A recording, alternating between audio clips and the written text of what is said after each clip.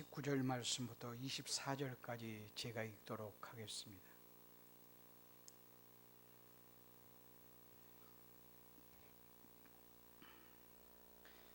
첫째 달 10일에 백성이 요단에서 올라와 여리고 동쪽 경계 길갈에 진침해 요수아가 요단에서 가져온 그 12돌을 길갈에 세우고 이스라엘 자손들에게 말하여 이르되 후일에 너희의 자손들이 그들의 아버지에게 묻기를 이 돌들은 무슨 뜻이니까 하거든 너희는 너희의 자손들에게 알게 하여 이르기를 이스라엘이 마른 땅을 받고 이 요단을 건넜음이라.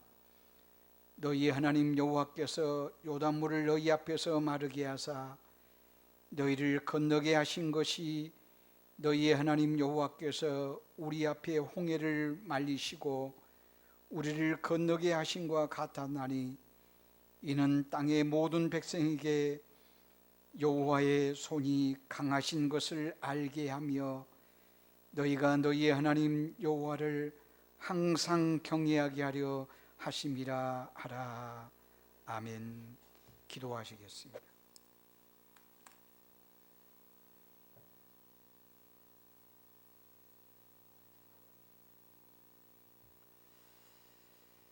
만복의 근원이 되신 우리 아버지 하나님, 그리스도 예수 안에서 하늘의 모든 신령한 복으로 우리에게 복 주셨을 뿐만이 아니라 매일매일 일상의 삶 가운데서도 하나님의 은혜 아니면 살 수 없음을 다시 한번 고백합니다.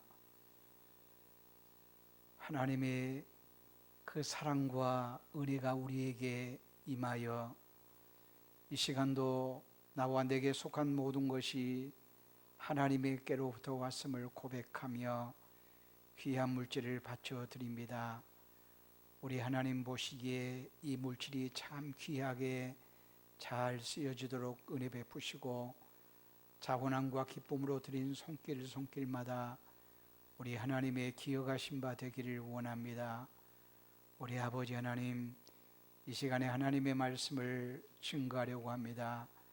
우리 하나님께서 이 종의 입술에 파수꾼을 세우셔서 주의 말씀 밝히 전하게 하시고 말씀을 받는 하나님의 사람들, 학자의 귀가 되어서 말씀을 잘 받고 이 말씀이 삶이 되고 삶이 예배가 되는 이 축복을 누리며 살아가도록 은혜 베풀어 주옵소서. 예수님의 이름으로 기도드리옵나이다. 아멘.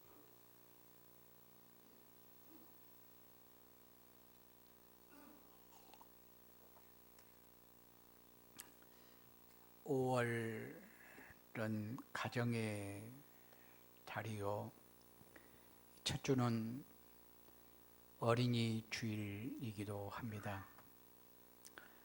그러면서 우리의 가정은 어떤 가정인가? 참 좋은 가정인가? 아니, 우리 부부, 우리 부모와 자녀, 가족 관계만이 아니라 하나님께서 보실 때도 그래 참 아름답다, 좋다, 이렇게 말할 만한 가정인가? 아니, 지금 우리의 가정은 좋아도 우리의 다음 세대, 우리의 자녀는 어떨까?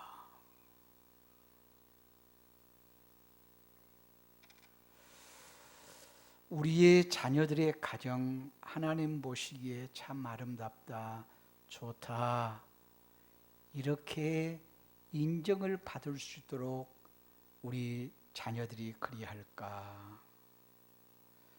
우리 한번 진단해 보면서 오늘은 제목의 말씀을 다음 세대를 위한 기념비적인 삶, 이런 제목으로 말씀을 선포하려고 합니다. 요수아 1장의 말씀 보면 모세의 후계자 여호수아가 등극하게 되어집니다. 모세는 탁월한 지도자였습니다. 탁월한 지도자의 그 다음 대를 이어서 지도자가 된다는 것은 굉장히 힘든 일입니다. 그래서 여호수아는 두려움 가운데 있었습니다. 그때 우리 하나님께서 여호수아에게 여호수아야 두려워하지 말라. 내가 모세와 함께 하던 것처럼 너와 함께 할 거야. 너의 길을 내가 형통하게 해줄게. 강하고 담대하거라.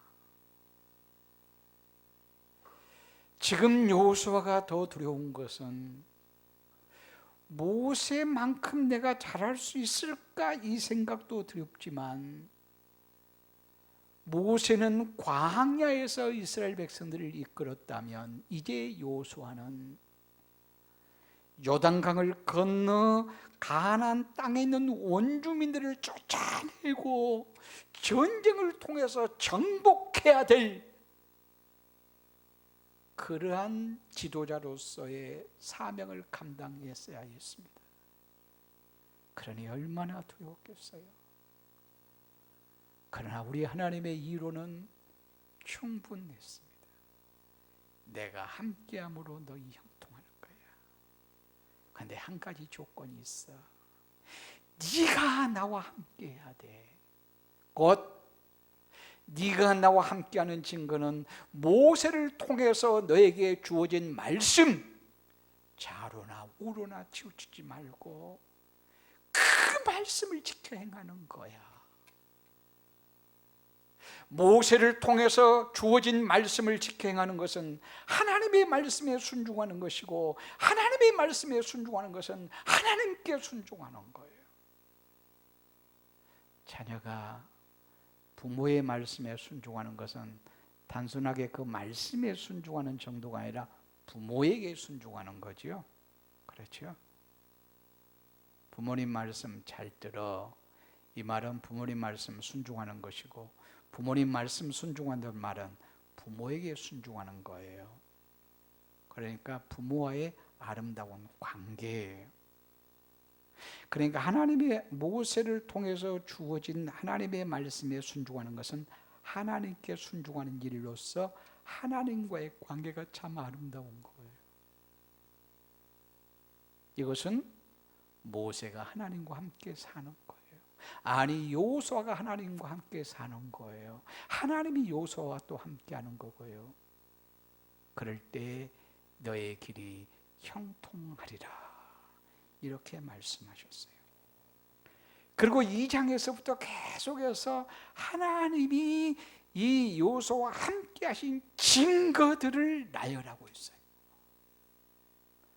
가나안의 원주민을 쫓아내면서 여리고 성에서부터 이제 정복에 가는데, 이 전쟁 자체도 하나님이 이들 앞서서 싸우셨다. 하나님이 일하셨다. 때로는 하나님이 말벌을 보내셔서 쫓아내시기도 하시고,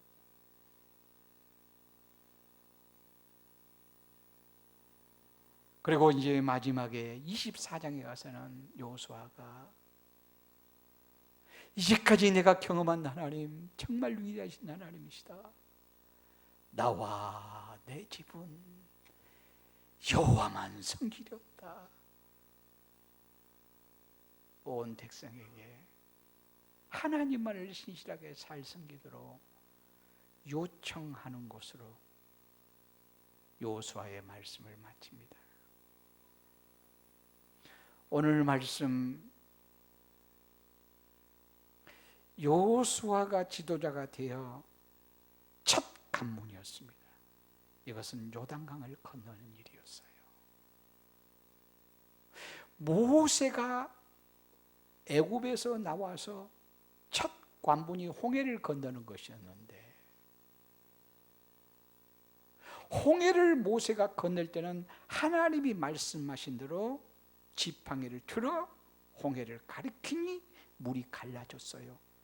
하나님이 갈라 놓으시고, 모세를 통해서 갈라 놓으시고, 하나님이 갈라 놓으시고 홍해를 건너게 하셨어요. 근데 요단강은 좀 달라요. 요단강은 벗개를 맨 제사장들로 하여금 물에 발을 담궈라, 물속으로 들어가, 이렇게 말씀하세요. 그러니까 홍해를 건널 때는 하나님이 갈라 놓으시고 건넜다면, 이제 요단강은 너희들이 지금 강 안으로 뛰어 들어가는 거야. 하나님이 말씀하시고 순종을 통해서 역사가 일어나요. 제사장들이 벗개를 메고 발을 물에 담그자 물이 쌓이게 되어집니다. 물이 벽이 되어진단 말이에요. 쌓였단 말이에요. 그리고 요단강은 마른 땅이 되어져요. 이들이 그래서 건너게 돼요. 건너면서 여호수아를 통해서 12지파에 한 돌씩 요단강에서 취하게 하십니다. 그래서 이 백성들이 요단강을 막 건너 이제 육지에 도착하자 이스라엘 백성들이 다 요단강을 건너오니까 물이 딱하게 져요. 정말 기적 중에 기적을 이들은 경험한 거예요. 그리고 이제 여리고 성을 점령하기 전에 먼저 길갈에서 하나님께서 말씀하시기를, 여호수아야, 각 지파에 한 돌씩 취한 것, 그것으로 기념비를 세우라 말씀하셨어요. 그래서 오늘 본문의 말씀이 그런 말씀이에요.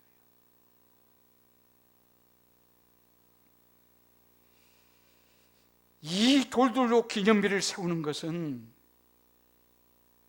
요단강을 건너는 것이 인간의 방식이나 자연현상으로 되어진 것이 아니고 하나님께서 진행하신 일이다. 전적으로 하나님께서 이 일을 하셨다. 이 사실을 알게 하려 하심입니다. 그래서 23절에 이렇게 말씀해요. 너희 하나님 여호와께서 요단 물을 너희 앞에서 마르게 하사, 이 사실을 알게 하려고. 지금 기념비 돌을 세우게 하셨음을 볼 수가 있습니다.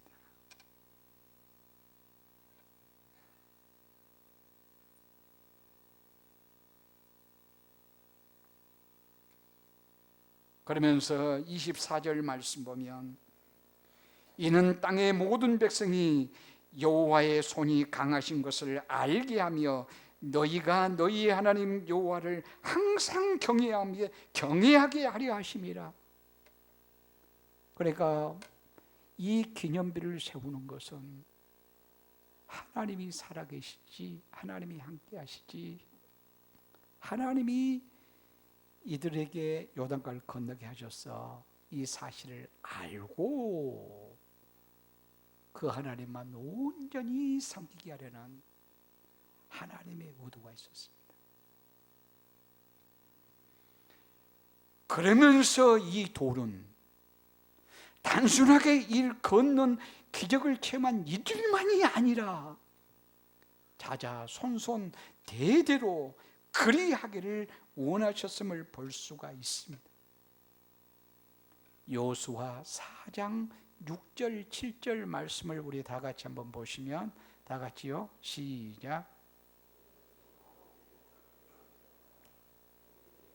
너희 자손들이 물어 이르되 이 돌들은 무슨 뜻이냐 하거든 그들에게 이르기를, 요단 물이 여호와의 언약궤 앞에서 끊어졌나니 곧 언약궤가 요단을 건널 때에 요단 물이 끊어졌으므로 이 돌들이 이스라엘 자손에게 영원히 기념이 되리라 하라 하셨다. 그러니까 후손들이 이제 물을 거예요. 이 돌들이 뭐예요? 뭐 2대, 3대, 5대, 10대, 50대 그 후손들이 돌이 있으면 이 돌들이 뭐예요? 뭐예요? 이렇게 묻지 않겠어요? 그리하면 여호와의 강한 손으로 여호와께서 진행하셨다.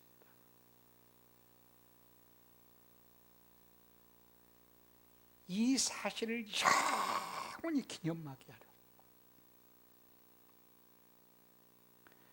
그러니까 24장의 여호수아가 나와 내 집은 여호와를 섬기겠다라고 하는 고백이 자자손손 다음 세대 계속해서 여호와께서 우리의 백성과 함께 하셨네요. 여호와의 능한 손으로 우리를 구원하셨네요. 요단강을 건너게 하셨네요. 그러면서 여호와 하나님만 평생 영원히 섬기게 하시려는 하나님의 의도가 있으셨습니다. 이 말씀은 지금 여기에 있는 나와 여러분에게도 전해지고 있습니다. 그러므로 이 말씀을 받는 자들인 우리도 지금 본문에 나와 있는 1차 독자들처럼 똑같은 방식의 경험은 하지 아니할지라도 우리 앞에서 요단강이 물이 갈라지고 우리 앞에서 이런 신비한 기적, 이러한 특별한 일들이 벌어지지 않는다 할지라도 그 하나님은 우리에게 동일한 하나님이셔서 지금도 역사하시고 지금도 우리를 사랑하신 하나님이심을 고백하고 그 하나님을 섬기게 하려는데 의도가 있다라고 이렇게 말씀할 수가 있는 것입니다. 하나님께서 함께 하시고 인도하시고 사랑하시고 역사하는 방식은 시대 따라서 상황 따라서 사람 따라서 다를 수 있어요. 이스라엘 백성들이 광야 생활을 할 때는 하나님이 이들과 함께 하시구나, 사랑하시구나, 붙들고 계시구나, 이 사실을 무엇으로 증명해 주시느냐 하면 매일 아침마다 하늘에서 만나라는 양식을 보내세요. 고기 먹고 싶은 이들에게 메추라기를 보내세요. 광야에서 목마를 때 물을 반석에서 내세요. 광야에서의 이들과 함께 하시는 하나님의 방식은 초자연적인 아주 신비한 기적의 방식으로 자기의 백성들과 함께 하셨어요. 그렇죠? 그러나 이들이 요단강을 건너서 가나안 땅을 정복했을 때부터는 만나가 그쳤어요. 메추라기도 오지 않았어요. 그러면 어떻게 살았을까요? 이 가나안 땅은 젖과 꿀이 흐르는 양식이 풍족한 곳이었어요. 그곳을 정복하게 하시더니 그곳에서 나는 아주 일반적인 보편적인 방식을 통해서 수고를 통해서 얻어진 그 양식으로 양식을 삼게 하셨단 말이에요.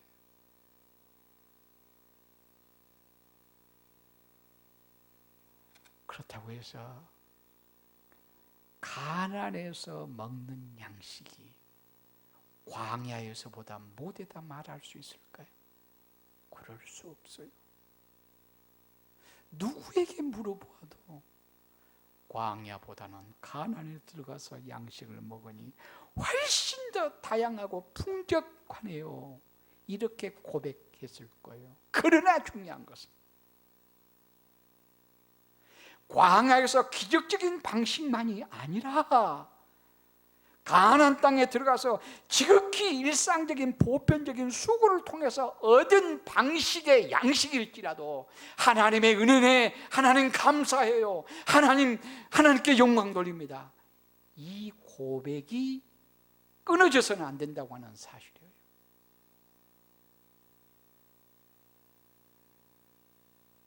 하나님께서 역사하는 방식은 달라도 함께 하시고 사랑하시는 원리적인 의미에서는 동일하다고 하는 사실이에요. 더 쉬운 예를 한번 들어볼까요? 갓난아이가 막 태어났을 때 이제 1, 2개월 되고 3개월 되고 6개월 됐을 때 엄마가 자식을 사랑해서 계속해서 생명을 유지하는 방식이 뭐죠? 계속해서 생명을 유지하는 방식이 뭐냐면 엄마의 젖을 먹이는 거예요. 그렇죠? 부인할 사람 아무도 없죠? 자식을 사랑해서 살리는, 계속해서 살아가게 하는 방식이 엄마의 젖을 먹이는 거예요. 그러면 10살, 20살 먹은 아들은 어떻게 해요? 10살, 20살 먹은 아들을 사랑해서 양식을 공급하는 방식이 뭘까요? 그때도 내가 너 사랑하니까 엄마의 젖을 10살, 20살 먹은 아들에게 젖을 물려줘야 될까요? 그런 사람 하나도 없잖아요. 만약에 자식이 엄마 젖을 마실 때 이건 기적이었는데 그 기적 다시 체험하고 싶네. 젖꼭지를 빨면서 왜 이렇게 젖이 안 나오냐고 그러는 자식이 있다고 한번 생각해 보세요. 기가 막히지 않습니까? 10살 먹고 20살 먹었는데 20살 먹었으면 지가 노동해서 지가 수고해서 먹을 것이 있기 위해서 음식도 만들어 먹고 이렇게 해야지. 20살 먹고도 엄마의 젖꼭지로 젖이 왜 안 나오냐고 엄마가 불평하고 있다면 이것처럼 정말 기가 막힌 일이 없을 거예요. 하나님이 우리를 사랑하시고 함께하는 방식도 다를 수 있다 그 말이에요.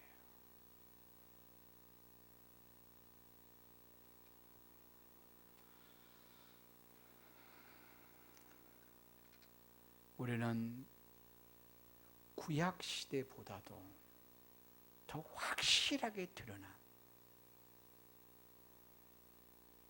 큰 기적과 은혜를 체험한 사람들이에요. 그게 뭐냐 하면 구약에서는 언약궤로 오신 하나님이시라며 2000년 전 사람의 몸을 입고 이 땅에 오셨어요. 거리아에서 고난 당하시다가 십자가에 죽으시고 부활하셨어요. 이 예수 그리스도의 십자가에 죽으심과 부활은 우리의 죄의 문제를 해결하시고 사망의 문제를 해결하셔서 생명 얻게 하셨어요. 이보다 더 큰 기적과 신비한 은혜와 축복은 없어요. 우리가 이런 은혜를 받은 사람이라 그런 말씀이에요. 이런 은혜를 받았으면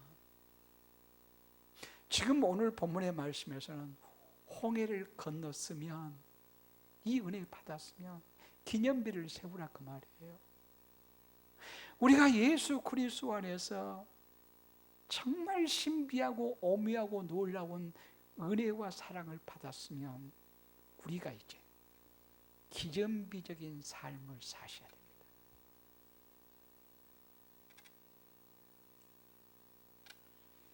기념비적인 삶을 우리가 사는 구체적인 것이 삶의 원리가 뭘까요?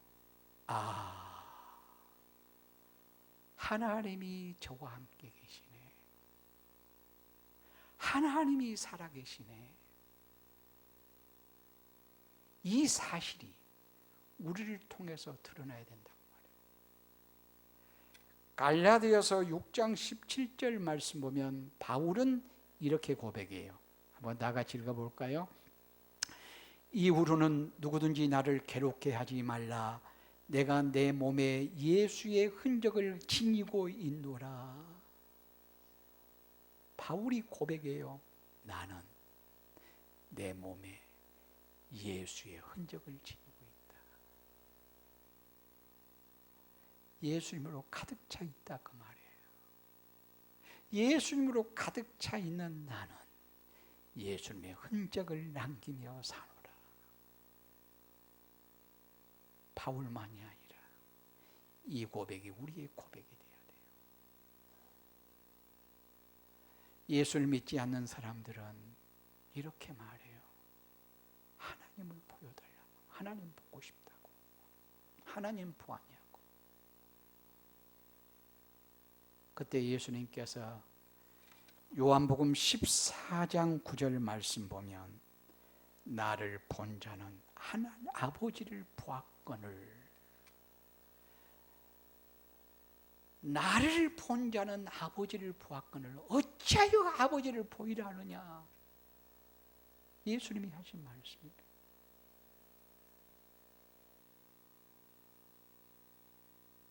이 예수님의 고백, 예수님의 말씀은 우리들도 동일하게 말할 수 있어요. 하나님을 보여달라. 예수님을 보여달라. 우리는 무엇을 통해서 볼 수 있어야 될까요? 교회를 통해서, 예수 믿는 나를 통해서, 여러분을 통해서 볼 수 있어야 돼요. 왜 교회를 통해서 그럴까요? 교회란 뭐예요? 그리스도의 몸이라. 그리스도의 몸이란 말은 교회를 통해서 그리스도를 볼 수 있어야 됩니다. 그러니까 다른 사람들이 하나님을, 그리스도를 보고 싶다, 보여달라. 그러면 우리가 어떻게 말할 수 있어야 돼요? 우리 교회에 와 봐봐. 우리 교회에 와봐. 이렇게 말할 수 있어요. 근데 그 일이 쉽지만은 않아요. 왜 어려울까요? 내가 문제여서. 우리 교회에 누가 문제여서, 누가 막 그래서 그런 것이 아니고 곧 내가 문제여서. 나 한 사람 한 사람이 성전됨의 삶을 살며 교회를 통해서 주님의 흔적만 남게 되어질 거예요.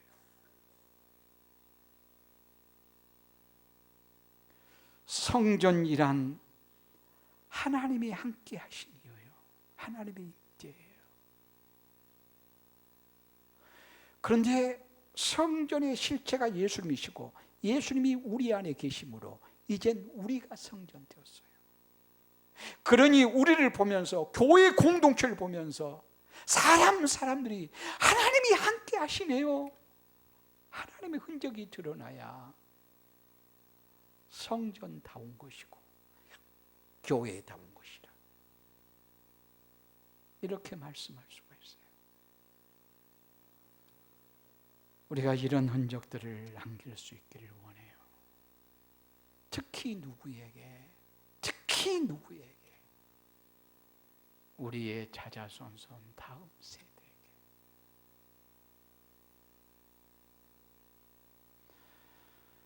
유럽의 영국 교회의 심각성 늘 다음 세대하면 그 얘기를 합니다. 유럽이 100년 전만 해도 대단했는데 지금은 아이들이 별로 없대요. 그러면서 그 길을 우리 한국이 받고 있지 않냐. 지금 실제 그런 느낌이 들기도 해요. 시골에 50명, 100명 된 교회는 어린아이들이 하나도 없어요. 하나도 없어요. 주일학교가 없어요. 50명, 100명 돼도. 제가 주일학교 교사할 때는 어른들 40명, 50명이면 주일학생 200명이었어요. 어른들 40명, 주일학생이 200명인데 지금은 50명, 100명 돼도 주일학생이 없어요. 그러면 아이들이 없으니까 없다. 물론 아이들이 없기도 해요. 그 도시는 없는가요? 도시도 어른의 10분의 1 모인 교회가 많지 않아요. 어른이 1000명이면 주일학생이 100명 넘은 교회가 많지 않단 말이에요. 사람이 없어서 그런 것은 아니다 그 말이에요. 그 말은 부모가 신앙의 유산을 전혀 물려주고 있지 않다.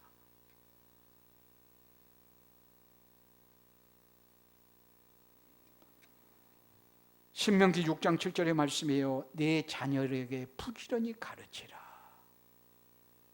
내 자녀에게 부지런히 가르치라라고 하는 이 말씀은 단순한 성경을 머리로 알도록 가르치라는, 이제 가장 표면적으로는 그렇게 생각할 수 있지만 그것보다 더 중요한 것은 삶으로 가르쳐라. 머리로만 가르치면 말만이라고 하는 말을 듣게 되어져요. 그런데 이웃집 아저씨가 말을 잘하면 우리가 뭐라고 해요? 어이, 저 사람 말만 잘해. 이웃집 아저씨, 이웃집 아줌마 말 잘해. 그럼 에이, 저 아줌마 말만 잘해. 저 아저씨, 저 사람 말만 잘해. 근데 부모는 누구예요? 저 사람은 아니에요. 여러분 한번 생각해 보세요. 자식이 부모에게 에이, 저 사람 아빠에게 저 사람, 엄마에게 저 사람, 있을 수 없는 말이에요. 우리는 저 사람이 아니에요. 저 이웃집 아저씨 저 사람은, 이웃집 아줌마 저 사람은 나를 책임져야 될 의무가 없어요. 부모는 책임져야 될 의무가 있는 거예요. 그래서 저 사람이라고 하지를 않아요.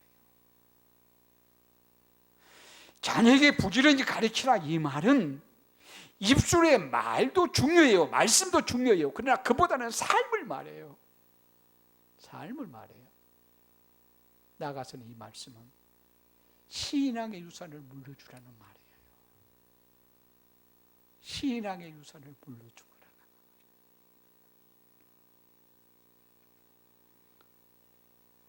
믿음의 유산을 남기라고 하는 이러한 의미의 말씀이에요. 그런데 이 일이 쉽지만은 않아요. 지금 이 시대가 너무 신앙의 유산을, 믿음의 유산을 물려주기를 너무너무 힘들게 만들어요. 그래서 부모가 가장 신앙의 부모라는 힘을 줘야 될 것이 뭐냐면, 내가 신앙의 유산 잘 물려주자. 여기에 정신 차리고 힘써야 돼요. 열심히 아침 일찍부터 저녁 늦게까지 수고하고 땀 흘려서 막 한계를 느끼면서 돈을 벌어요. 그래서 자녀 막 비싼 학원에도 보내고요. 그러면 부모가 할 일 다 했다. 이건 착각이에요. 큰 착각이에요. 무엇보다도 가장 우리가 힘쓰고 애써야 될 것은 신앙의 유산을 물려주는 거예요. 우리가 자식 낳아서 80년, 90년 산다고 합시다. 80년, 90년 내 자식이.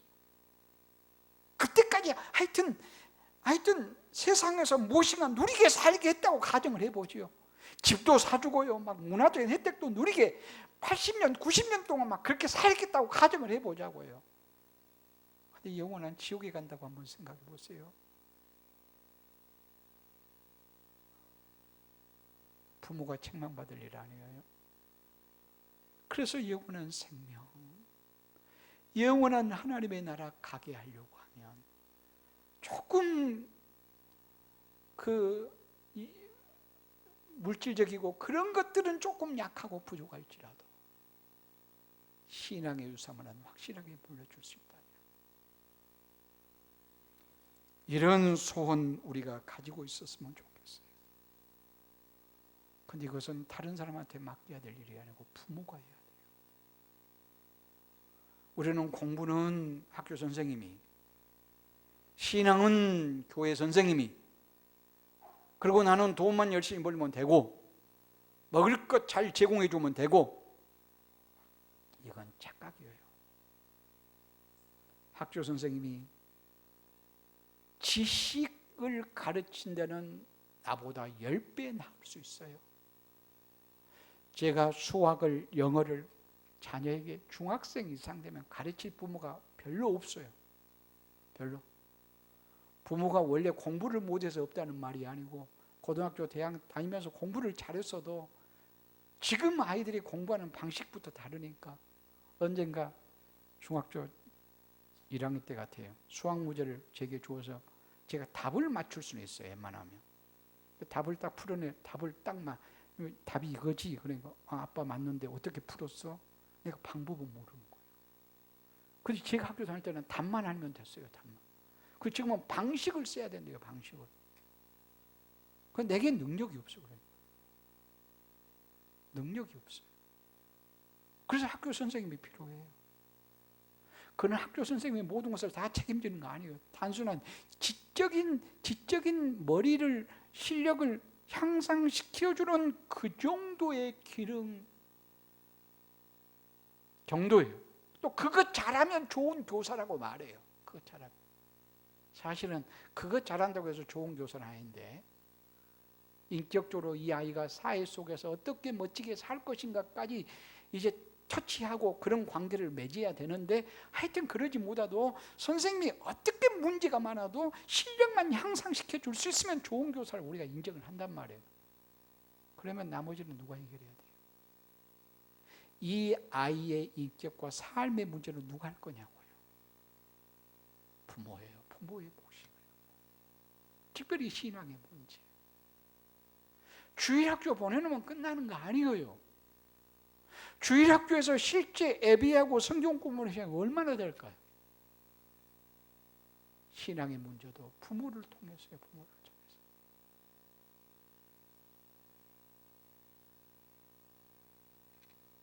그러니까 부모가 인격과 삶의 본이 되어야 된다라고 하는 이런 말씀이에요. 여러분, 자녀들의 신앙, 인격, 삶, 이 아이가 어떤 아이인가 이것을 누구에게 물어보면 많이 잘 알 수 있냐면요. 근데 안 가르쳐 주죠. 안 가르쳐 주지만 누가 하는 말이 가장 정확하냐면요. 학교 선생님에게, 유치원, 어린이집 선생님에게, 또 교회 선생님에게 물어보면요. 정확하게는 안 가르쳐 주지만 가장 잘 알아요. 교회 선생님이 볼 때, 이 부분은 어쩌다. 이 아이는 어떤 아이구나. 신앙이 어떤 아이네. 또 어린이집이나 유치원이나 학교 선생님 물어보면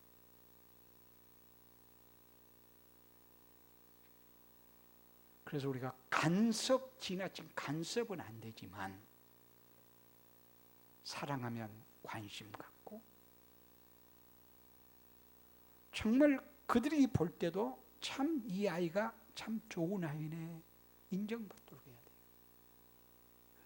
특별히 어린이집이나 이제 초등학교 이렇게 보내면서 내 아이 하면서 과히 모았거든요. 지나치도록 과히 모았거든요. 이걸 보면 이 아이가요 엄청나게 이기적이에요. 부모는 사랑해서 사랑을 표현한다고 내 아이밖에 없어요. 그러나 결국은 이것은 아이를 사회 속에 살 수 없는 존재로 만들어버리는 거예요. 이기적인 존재로 만드는 거예요. 그래서 아이가 이기적인가 이타적인가는 그 부모를 보면 알 수 있어요. 그래서 아이를 부모들이 보면서 아이들 보면서 참 부모님은 훌륭하네. 아이가 아름다운 흔적을 남기게 돼요.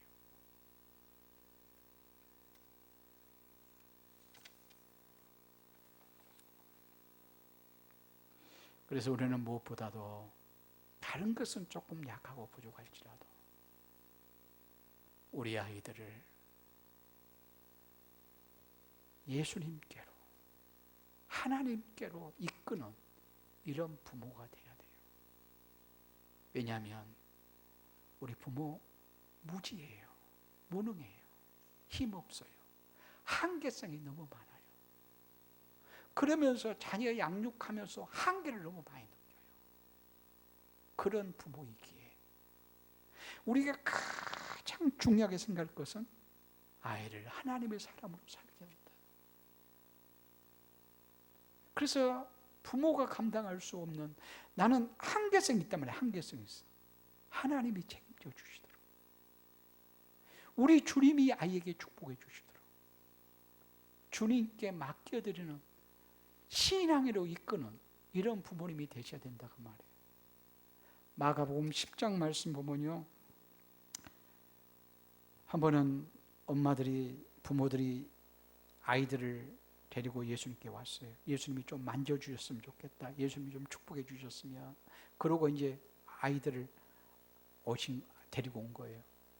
그럴 때 13장 14절 말씀 보면 제자들이 막 꾸짖어요. 얘들은 가야지, 왜 얘들이 여기 와? 얘들을 왜 데리고 오냐고. 얘들을 무시당하는 시대예요. 제자들이 막 꾸짖어요. 그런 시대 속에서 아이에게 예수님께서 축복해 주시기를 원해서 데려오는 모습이야말로 너무너무 아름다워요. 그래서 예수님께서 오히려 제자들에게 노를 바라시면서 15절 말씀 보면 제자들에게 노를 바라서요, 막 꾸짖어요. 제자들에게. 그러면서 아이들이 내게 오는 것을 용납하고 금하지 마. 그리고 16절에는 이렇게 예수님이 하세요. 마가복음 10장 16절 다 같이 시작. 그 어린아이들을 안고 그들 위에 안수하시고 축복하시니라. 그러니까 부모의 할 일은 어떤 일이에요? 예수님께로 데리고 오는 일이에요. 예수 믿도록 협력하는 일. 그러면 주님이 안아주시고 주님이 축복하시고 주님이 책임져 주시도록, 이 일이 가장 아름다운 일이라 이렇게 말씀할 수가 있을 것입니다. 반대로 주님께로 이끄는 데는, 신앙의 관계에 대해서는 부모들이 무관심한다. 이런 부모는 어떤 부모일까요? 부모의 책임을 하나도 감당치 못하는, 좀 심하게 말하면 악한 청지기라. 가장 부모로서 선한 청지기는 자식을 예수님께로 이끄는 거고, 부모로서 하나님이 맡기셨잖아요. 하나님이 맡기신 이 자녀에 대한 가장 악한 부모는 주님께로 이끌지 않는 사람이에요. 그래서 우리 자녀에 대해서 다시 한번 관심을 갖고 기도하시며 생각을 하셨으면 좋겠어요. 그래서 다음 세대에게 참 아름다운 유산을 물려주도록, 이런 말 들을 수 있으면 좋겠어요. 우리 아버지, 우리 할아버지에게 부끄럽지 않는, 우리 할아버지에게 부끄럽지 않는 손자가 돼야지. 우리 할아버지에게, 우리 할머니에게 부끄럽지 않는 손자가 돼야지. 이 말은 무슨 말이죠? 할아버지, 할머니가 너무너무 훌륭했다 그 말이에요. 그렇게 고백할 수 있으면 어떨까요? 그의 자녀와 그의 손자가 얼마나 아름답게 잘 자랐을까. 그 말을 누가 한 줄 알아요? 한국의 슈바이처가 누구죠? 한국의 슈바이처. 한국의 슈바이처가 장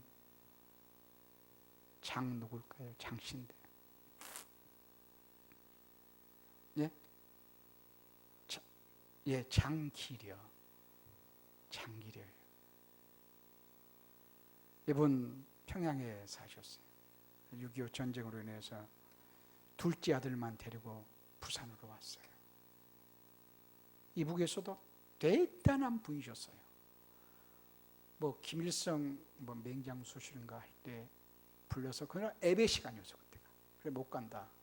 예배 다 마치고 하니까 소련 군의병이 수술하는데 김일성이 배를 했는데, 장기려 박사가 볼 때는 이건 점수를 줄 수가 없는 거야. 아니 어떻게 저렇게 배를 많이 잘라내냐. 아주 장기려 박사가 대단한 분이셨는데, 둘째 아들하고 내려오고 5 자녀와 아내는 이북에 있는 거예요. 5 자녀와 아내가. 그리고 이 부산에 와서 6.25 전쟁 피난민들이 부산에 거의 모였잖아요. 부산에 와서 하여튼 텐트 치고 병원을 했어. 텐트 치고 텐트 3개 치고 병원비는 무료. 병원비로. 왜? 의사가 돈을 받는 게 아니라 이런 의식 가지고. 그리고 부산 시민들이 감동을 먹어가지고 성금을 모아서 병원, 지금 병원이 무슨 병원인지 알아요? 고신대 보건병원이에요. 고신대 보건병원. 또 병원 또 하나 있는데, 어느 대학 또 하나 있는데, 장기려 박사. 그런 분이세요. 평생 그렇게 살았어요. 평생 자기 소유 없이, 자기 집도 없이 환자들만 치료하면서.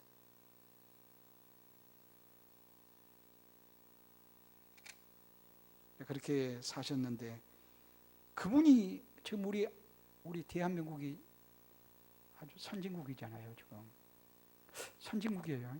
뭐 때문에 선진국이죠? 몇 가지 있어요. 몇 가지.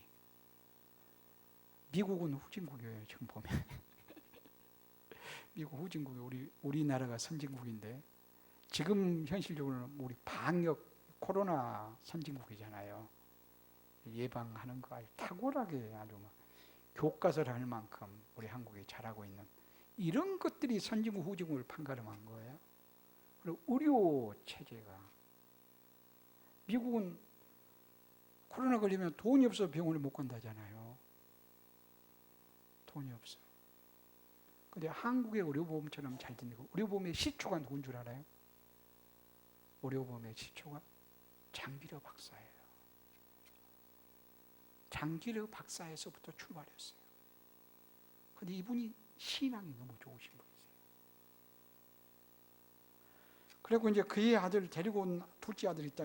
둘째 아들이 장가용 씨. 이도 이제 세상을 떴는데, 장기려 박사 세상을 뜨고, 장가용 아들도 세상을 떴는데, 그는 사랑의 장기 기증 재단을 설립한 사람이에요. 사랑의 장기 기증.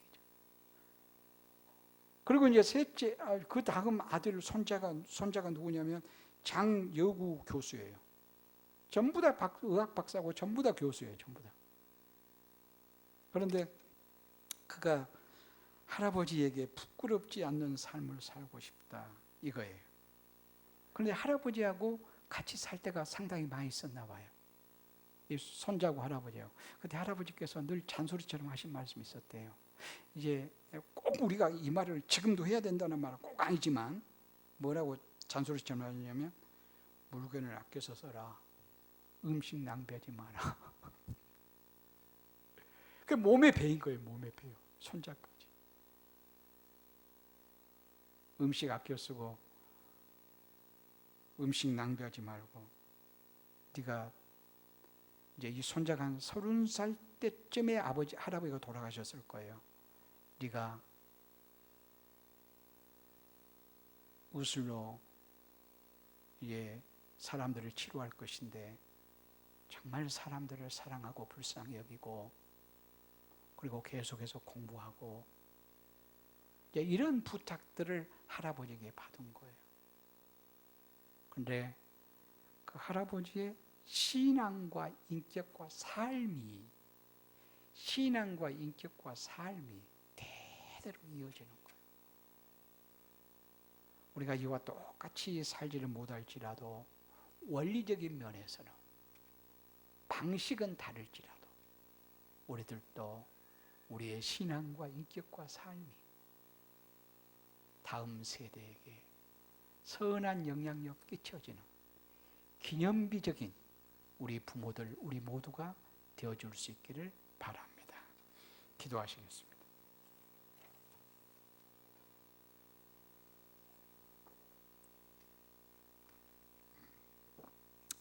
우리 아버지 하나님, 그리스도 안에서 우리를 구원하셔서 이렇게 예배할 수 있는 축복을 우리 하나님이 주신 것 참 감사합니다. 하나님, 우리에게 또 귀한, 천하보다 귀한 자녀들을 허락하셨습니다. 이들을 잘 양육하는 좋은 부모, 하나님 보시기에 아름다운 가정을 이루고 싶습니다. 그러기 위해서 우리가 부모로서 먼저 정말 신앙과 인격과 삶의 기념비들이 되기를 원합니다.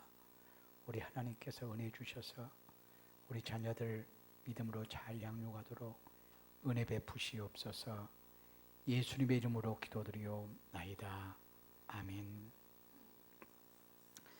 교회 공동체 소식 알려드리겠습니다. 함께 예배 드릴 수 있도록 인도해 주신 하나님께 감사드리고요.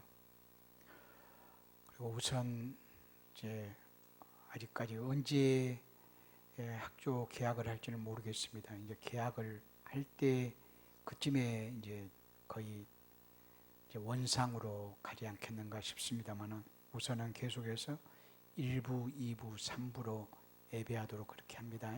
1부, 2부, 3부로 하고 자녀들은 꼭 함께 부모 함께 예배하도록 관심을 좀 가져주셨으면 참 좋겠습니다.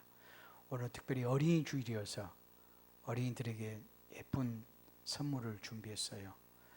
유치부, 유초등부까지 나가시면서 우리 어린이들은 꼭 선물 받아가시면 참 좋겠습니다.